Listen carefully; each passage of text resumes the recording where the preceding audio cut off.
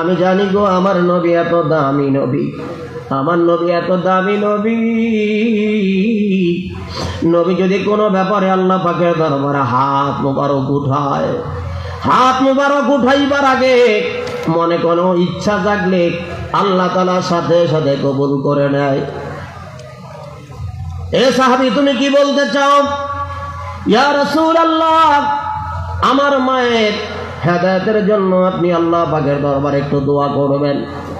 নবীজি দুইটা হাত মুবারক আল্লাহর দরবারে বাড়াই দিলেন। আল্লাহুম্মা ইহদি উম্মি আবি হুরায়রা, আল্লাহ আবু হুরায়রার মাকে তুমি হেদায়েত করে দাও। একবার জোরে বলা যাবে কি আল্লাহু আকবার?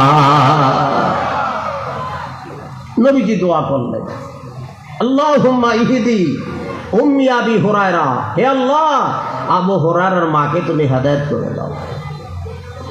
সাহাবী আবু হুরায়রা মনে মনে চিন্তা করলেন, নবীজি দোয়া করেছেন, আমি বাড়িতে গিয়ে দেখব নবীজির দোয়া আগে বাড়ি যায় না আমি আগে বাড়ি পৌঁছে যাই।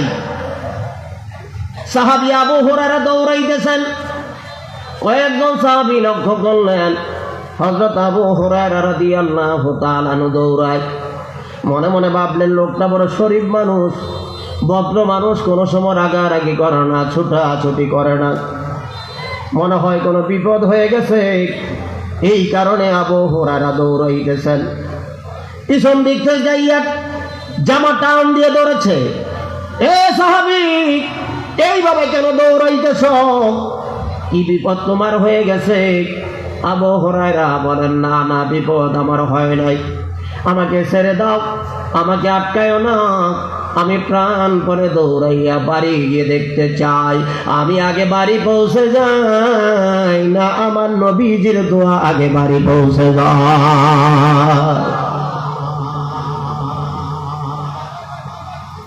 আবু হুরায়রা চলে গেলেন, গিয়ে দেখলেন মা দক্ষিণের দরজাটা বন্ধ।